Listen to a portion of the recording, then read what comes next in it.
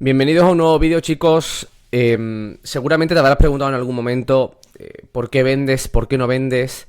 Seguramente además también habrás pensado en algunas circunstancias, sobre todo cuando las ventas ya no están en el punto en el que te gustarían. ¿Qué ha pasado aquí?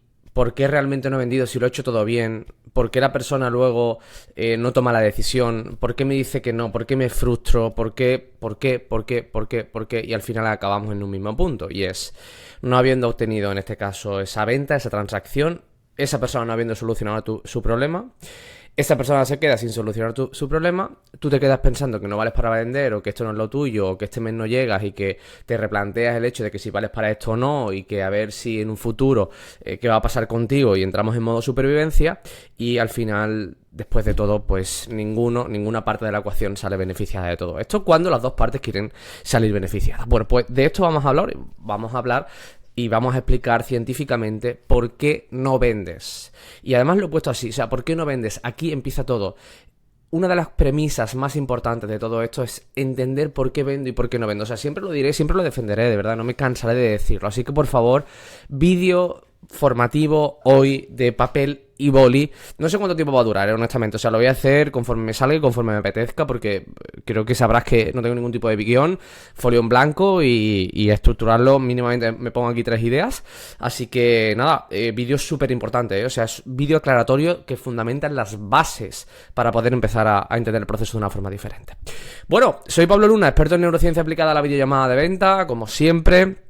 Llevo más de 3 o 4 años, creo que por allá por el año 2021, 2020-2021, en el que empecé a hacer de la venta una disciplina más neurocientífica, entendiendo así la base desde el comportamiento humano. Soy analista de conducta, tengo 2 másteres por la Universidad de Alicante de comportamiento humano, me formo con neurocientíficos como Jonathan Benito y pues a lo largo de todo el año para contrastar todos los días. O sea, mis amigos, todo el mundo me conoce, mis clientes, como una agonía, ¿no? Porque todos los días le dedico mínimo una hora al estudio de la neurociencia y al trasvase de esta a la venta, ¿no? Mi finalidad con todo esto no es otra que hacerte más fácil y más llevadero el proceso de la venta, cuando desde siempre se ha parecido que el proceso de la venta es algo que solamente está al alcance de aquellos que tienen labia, aquellos que se la da bien, ¿no? Yo quiero desmitificar un poquito todo esto, porque esto está al alcance de todo el mundo, porque todo el mundo vendemos a lo largo de nuestro día. Lo que pasa es que no tenemos las herramientas o no tenemos el control de entender por qué o qué es exactamente lo que hacemos para poder influenciar, persuadir o para poder, en este caso, convencer de algunas ideas a las personas que tenemos enfrente, ¿no? Por tanto, la neurociencia lo que hace es intentar democratizar, objetivizar todo esto y entender que para cualquier persona es totalmente posible. ¿Bien? Bueno, pues dicho esto, después de esta breve introducción que me acabo de inventar aquí ahora mismo, pero que me apetecía sobre todo poner y explicar si eres nuevo viéndome en el canal, y si no, pues bueno, para que me conozcas también un poquito más. Vamos a desarrollar 3 puntos principalmente, ¿de acuerdo? Uno, el primer punto, explicando las bases de la toma de la decisión. Esto ya hay, creo que hay 2 vídeos en el canal explicando esto. Creo que este es el capítulo número 41, si no me equivoco, ¿eh? O sea que llevamos casi un año de una forma ininterrumpida toda la semana. Punto número 2, el más importante, ego, miedo y excusas. Punto número 3, el efecto de narración positiva, punto que no he explicado nunca por aquí y que tengo y que debo de exponer para que entiendas un poco qué es exactamente lo que es esto y cuál va a ser la resolución a todo esto, ¿de acuerdo? Bueno, pues dicho esto, comenzamos. Vamos a empezar por el punto número 1. Voy a hacerlo lo más didáctico, como siempre digo, lo más didáctico posible para que puedas entender los fundamentos. Bueno, vamos a empezar, como decía en el punto número 1, explicando la base de la toma de la decisión. Bueno, vamos a partir de la base, valga la redundancia, del por qué no vendes, ¿no? Vamos a explicar la base de la toma de la decisión desde el por qué no vendo. Bueno, va a ser sencillo, muy sencillo. Siempre lo explico de la misma forma, a través de una balanza. Esto se denomina la balanza situacional, ¿de acuerdo? Vamos a poner por aquí, BS balanza situacional. ¿Qué nos dice la balanza situacional? Bueno, muy sencillo. Carita sonriente y carita triste. Esto ya lo hemos visto en algunas de las ocasiones, pero está bien repasarlo. Y sobre todo si eres nuevo en el canal o no has visto más de 4 o 5 vídeos en el canal, ¿no? Bueno, la neurociencia nos dice carita sonriente, el sistema de recompensa, carita triste, aversión a la pérdida, ¿de acuerdo? Sistema de recompensa, parte de nuestro sistema límbico, es decir, el centro que regula las emociones, cuando estamos tristes, miedo, angustia, ira, centro que regula las emociones, y todo aquello, vamos a decir, que para nosotros es positivo, que nos genera placer, que nos genera felicidad, que nos da un estímulo, en este caso, que nos hace sentir bien, ¿de acuerdo? El principal protagonista, en este caso, se denomina el núcleo accumbens, pero vamos a denominar, para que lo conozcas bien, un neurotransmisor que se llama dopamina.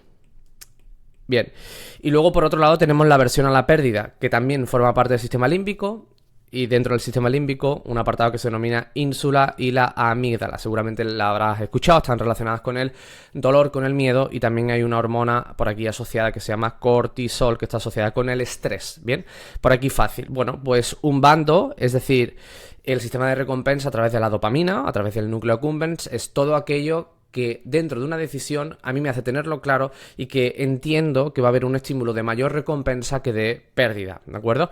Y cuando en este caso no tomo una decisión, vamos a ponerlo por aquí en verde y luego vamos a poner por aquí en rojo, cuando tomo una decisión y cuando no tomo una decisión. Cuando no tomo una decisión significa que en esta balanza, por eso se llama balanza situacional, en esta balanza realmente la cuestión que aborda es la siguiente, y es que encuentro motivos que me generan mayor miedo, me generan mayor aversión, que me generan mayor incertidumbre, mayor riesgo, y por lo tanto no tomo la decisión. ¿Cuándo se toma una decisión económica? Bueno, pues sobre todo, y lo más sencillo de entender, por eso quiero asentar bien las bases con esto, lo más sencillo de entender es cuando el peso mayoritario está sobre el sistema de recompensa, es decir, cuando yo frente a esa decisión veo más placer que riesgo frente a ella. Esto a priori puede parecer algo sumamente sencillo, pero no lo es. ¿Por qué? Porque interfieren muchos otros factores.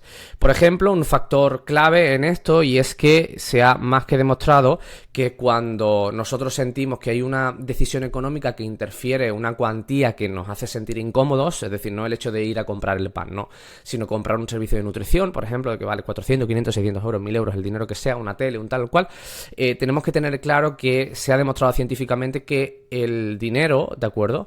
El dinero en sí lo que provoca en nosotros es lo siguiente, y es una sensación de dolor. Voy a empezar desde esa base, que es una base un poco más sencilla, que es una base un poco más ordinaria, por así decirlo. ¿Qué quiero decir? Cuando nosotros vamos a tomar una decisión, el hecho de tomarla en sí, sabiendo que nosotros vamos a tener que desembolsar dinero, el dinero para nosotros, para nuestro cerebro, está relacionado intrínsecamente con la supervivencia, porque tener dinero nos garantiza sobrevivir en un mundo tan hostil en el que nos dejamos guiar, en este caso, por las transacciones económicas, y si no la tenemos sabemos que nuestra supervivencia está en juego. Por tanto, el invertir, el poner el dinero en juego con posibilidad de perderlo, para mi cerebro se gestiona a través del sistema de la aversión a la pérdida. Exactamente, es la ínsula, el centro que regula el dolor, el que se ha comprobado que se activa cuando yo siento que pongo una cuantía de dinero frente a una decisión. ¿Qué pasa? Que esa cuantía de dinero, ese dolor se aumenta cuando yo encuentro factores que ponen en juego todavía más la parte de la balanza negativa. Es decir, por ejemplo, si yo siento, además de ese propio dolor que nace de una forma intrínseca en todos, que pues por ejemplo que no tengo la suficiente confianza en ti como para poder tomar esta decisión, o creo que hay partes en el momento en el que tomo esta decisión que a lo mejor pues no voy a poder aprovechar del todo, y por tanto se incrementa en sí, ¿de acuerdo? Por tanto, tenemos que entender ese balanceo. Si la persona toma la decisión, es que hay motivos que la persona ve que son, en este caso, desencadenantes de un proceso de placer, de un proceso en el que exista una recompensa, y sin embargo, si no tomo la decisión, es que existe mi mente lo percibe a través de un mayor riesgo, es decir, siento que pierdo frente a esta decisión, y el sistema de recompensas siento que gano frente a esta decisión. Así de simple y así de complejo es el sistema de la toma de la decisión desde una base, ¿de acuerdo? Aquí no voy a entrar en más, creo que esto es más que suficiente para que lo puedas tener en cuenta y que para que puedas entender el siguiente punto en el que vamos a abordar en esta formación. El siguiente punto en el que vamos a tocar, hemos dicho el ego, el miedo y las excusas. Bueno, este vídeo, esta formación se centra en el no. Se centra en realmente por qué la persona no toma la decisión. Tenemos que entenderlo bien. Hasta ahora hemos entendido el por qué no desde un apartado, vamos a decir, más estructural. Pero nos hace falta mucho más información para entender por qué una persona, por ejemplo, en una fase de cierre me acaba diciendo pues que tiene que hacer cuentas y finalmente no toma la decisión. Bueno, como ves, aquí hemos añadido 3 elementos. Hemos añadido el ego, por una parte, hemos añadido el miedo y hemos añadido las excusas. Bueno, pues esos 3 apartados son 3 apartados importantes, son 3 conceptos importantes que debemos de entender a la perfección para, sobre todo, poder comprender cuál es la transferencia directa que ejercen sobre, en este caso, la persona que tengo enfrente a la hora de no tomar esa decisión. Bueno, para ello nos vamos a poner en una siguiente tesitura, ¿bien? En la siguiente tesitura en la que tú a tu prospecto le acabas de decir cuánto vale tu programa, vamos a poner que tu programa vale 997 euros. Y que tu prospecto en este caso, pues lo primero que te dice al respecto de eso es que se lo va a pensar, ¿vale? Se lo va a pensar.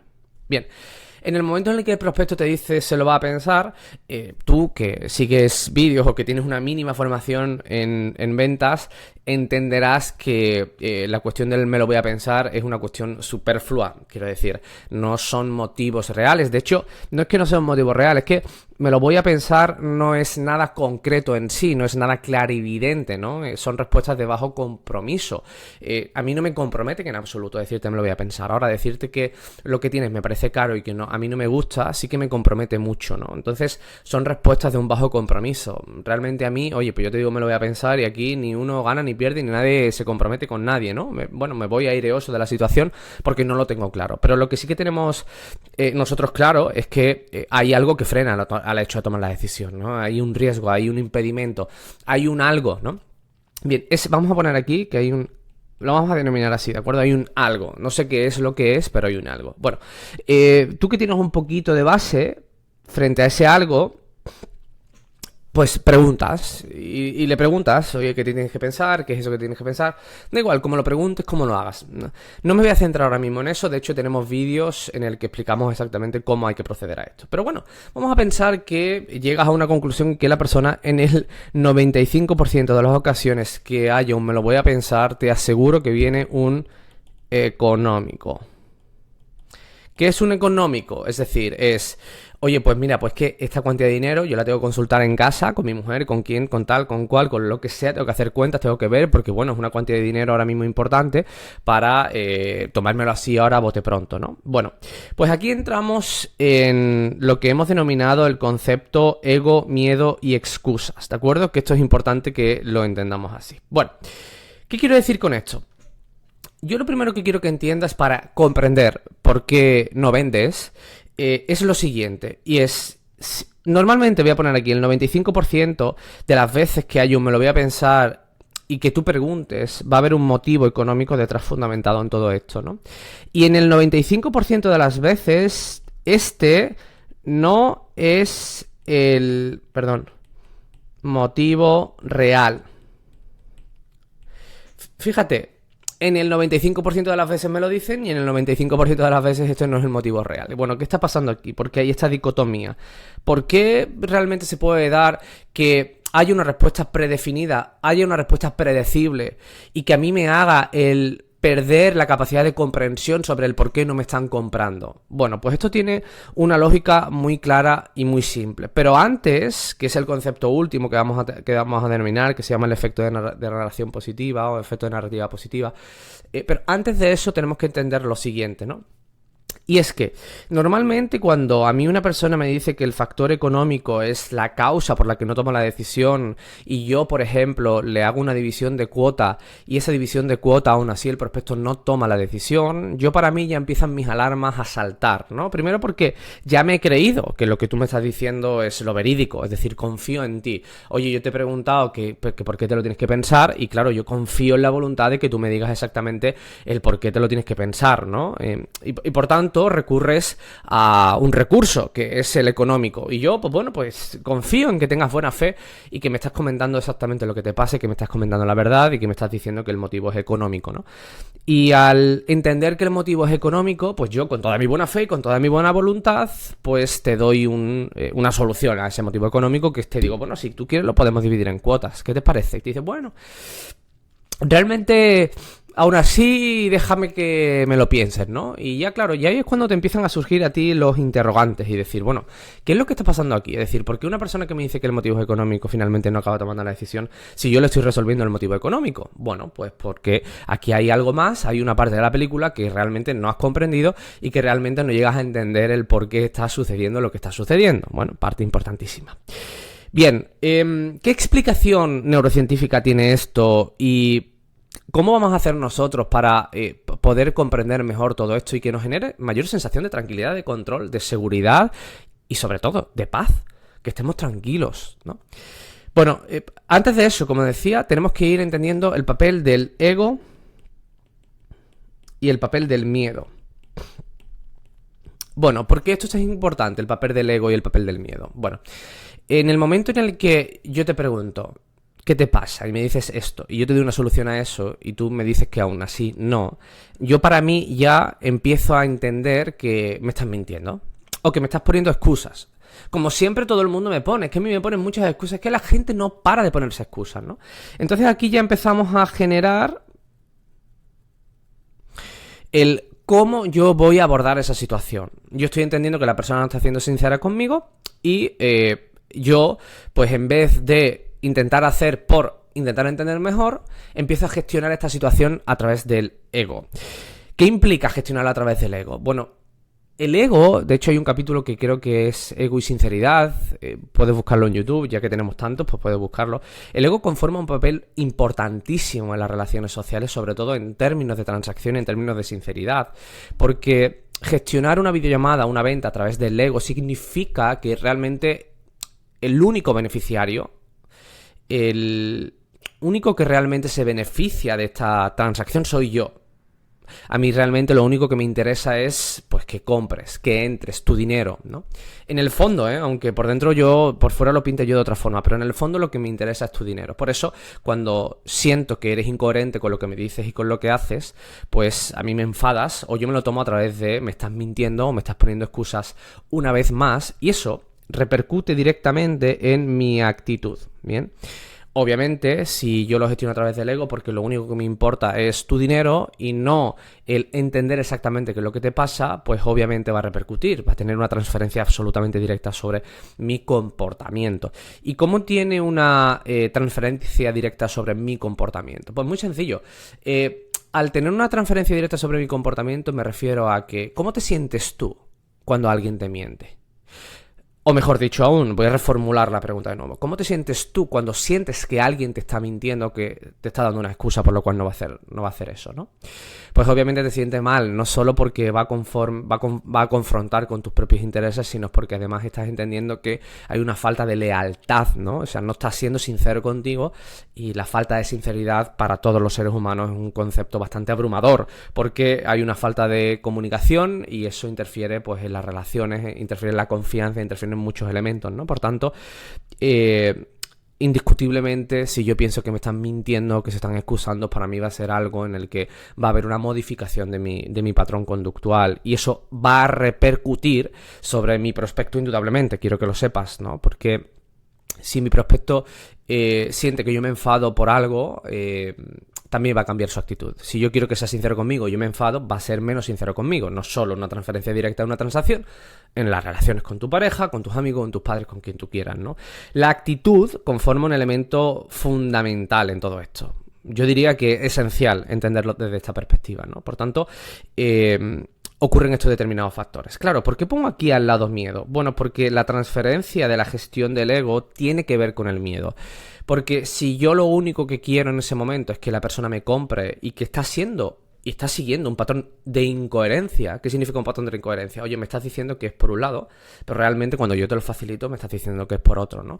Pues inconscientemente hay algo que a mí me remueve.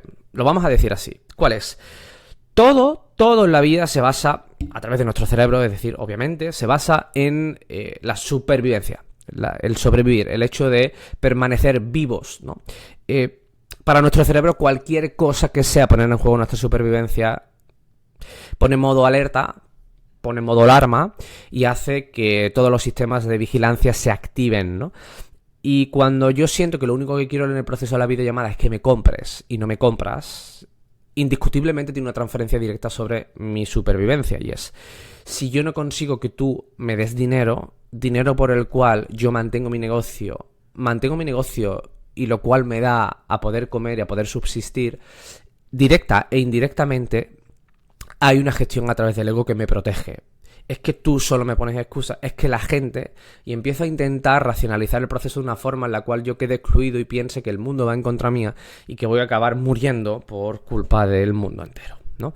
Esa, digámoslo así, que es el proceso normal, natural que tenemos de gestionar este tipo de situaciones cuando no sabemos qué es lo que está pasando, ¿no? Por tanto, ya de por sí, con esta información ya debería de darte una serie de herramientas, una serie de información que podrías empezar a poder comprender para aprender a gestionar este tipo de situaciones. Pero claro, ¿qué pasa? La pregunta es, ¿realmente esto es una excusa? ¿Realmente la gente nos miente? ¿Realmente tengo yo que gestionarlo a través del ego porque es el único camino que me queda para poder solventar este tipo de situaciones, evitar sufrir y evitar sentir que debido a que no me compren yo tengo más probabilidades de morir?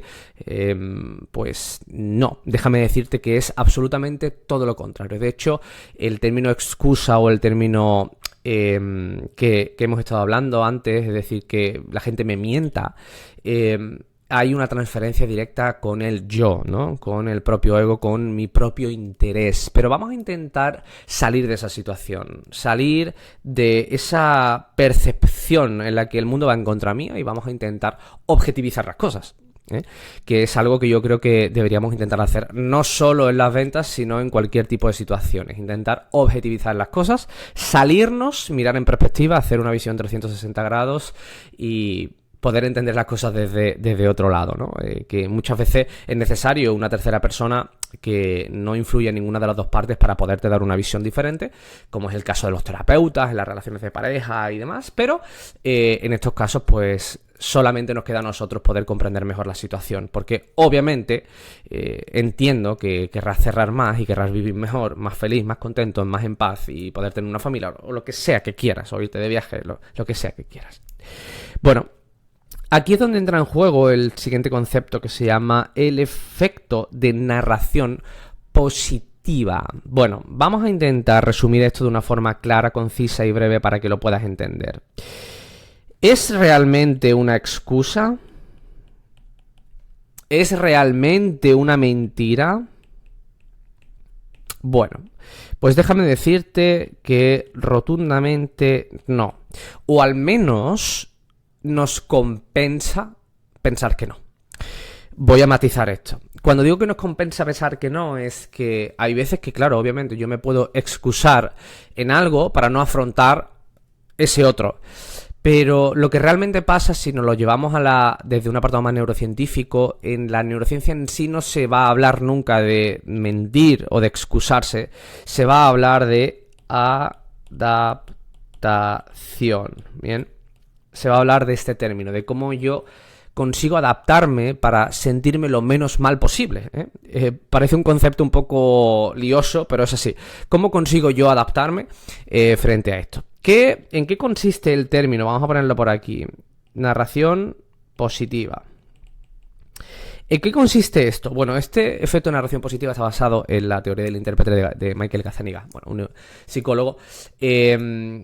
No tengo por qué explicarte esto ahora, pero quiero que entiendas también que tiene su fundamento a nivel neurocientífico. ¿Qué nos dice la narración positiva? Bueno, pues nosotros tenemos que entender que cuando yo no quiero pagar, yo estoy en un momento en el que yo no quiero pagar algo, por lo que sea, oye, pues mira, porque tengo miedo, porque tengo tal, tengo pascual, yo no quiero pagar algo, automáticamente lo que trata mi cerebro es de reconfigurar una opinión o un argumento sólido, racional de base que me haga a mí sentir que soy coherente conmigo mismo. Vamos a ver, vamos a explicarlo de una forma clara, sencilla y evidente. Vamos a pensar que yo quiero mejorar mi salud. Eso es lo que yo quiero, eso es lo que va conforme a mí. Porque no solo me lo digo yo, sino también me lo dice mi entorno. Oye, ¿y tú qué eres? ¿Una persona que quiere mejorar tu salud? ¿Que miras por tu vida? Claro, yo miro por mi vida, ¿vale? Yo miro por mi vida. Qué irresponsable sería, ¿verdad? No mirar por la vida de uno. ¡Buah! Impresionante. Pero bueno, me encuentro en una situación en la que no quiero pagar. Es decir, me encuentro en una situación en la que no quiero tomar la decisión. Abro paréntesis, ¿de acuerdo? O sea, lo más importante siempre, cuando alguien me dice me lo tengo que pensar, es entender que es lo que vamos a ver aquí. Que siempre tengo que jugar con el beneficio de la duda del motor económico. Es decir, siempre tengo que poner el dinero como un interrogante.